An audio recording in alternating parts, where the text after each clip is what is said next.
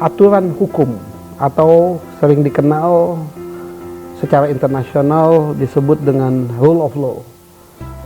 Indonesia memiliki persoalan yang besar terkait aturan hukum atau rule of law.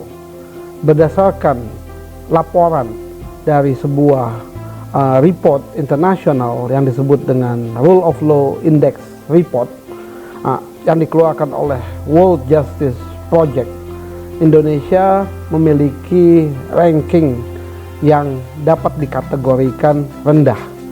Indonesia berada di nomor 61 dari 113 negara yang berada di dalam laporan tersebut. Laporan mengindikasikan bahkan bahwa korupsi di yudikatif dan legislatif khususnya adalah parah. Ranking Indonesia terkait faktor ini bahkan lebih rendah lagi, berada di ranking 84 dari 113 negara. Dan untuk di wilayah Asia Pasifik, Indonesia adalah nomor 2 yang terendah. Inilah yang menyebabkan persoalan kepastian hukum menjadi salah satu tantangan pembangunan Indonesia.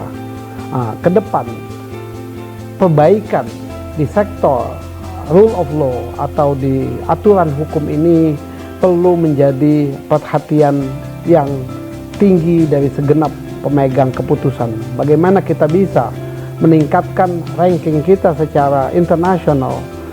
Dalam hal ini Indonesia dapat dipertimbangkan sebagai sebuah negara yang mempunyai kepastian hukum yang baik, tidak seperti sekarang. Untuk melihat contoh-contoh best practice, kita bisa lihat setiap negara yang dikategorikan sebagai pusat keuangan dunia seperti London, New York, Singapura, Hong Kong, mereka itu semua mempunyai penegakan hukum yang baik, rule of law yang clear, transparan, dan dihargai secara internasional. Itulah yang membuat bagaimana investasi bisa masuk ke negara-negara yang dianggap mempunyai kepastian hukum yang baik ini. Bagaimana kita bisa menuju ke sana? Segenap pihak perlu memainkan perannya. Dalam hal ini, legislatif mempunyai peranan yang penting juga. Sebagai sebuah institusi yang mengawasi pemerintahan, legislatif perlu memastikan bahwa kepolisian kita, kejaksaan kita, kehakiman kita memainkan peranannya, memberikan layanan publik yang baik kepada masyarakat. Baik apa dalam konteks ini adalah baik dalam hal ini adalah pelayanan yang cepat, pelayanan yang bersih, pelayanan yang juga tidak mempersulit segala urusan.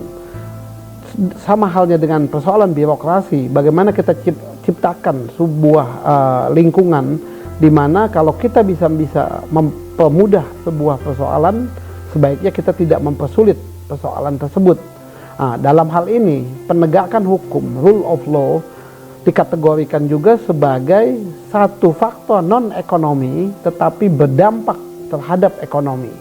Sebuah negara yang tidak mempunyai penegakan hukum yang baik, maka dapat dipastikan negara tersebut juga tidak akan bisa masuk kategori sebagai negara yang maju atau negara yang tingkat ekonominya mencapai kesejahteraan yang lebih merata.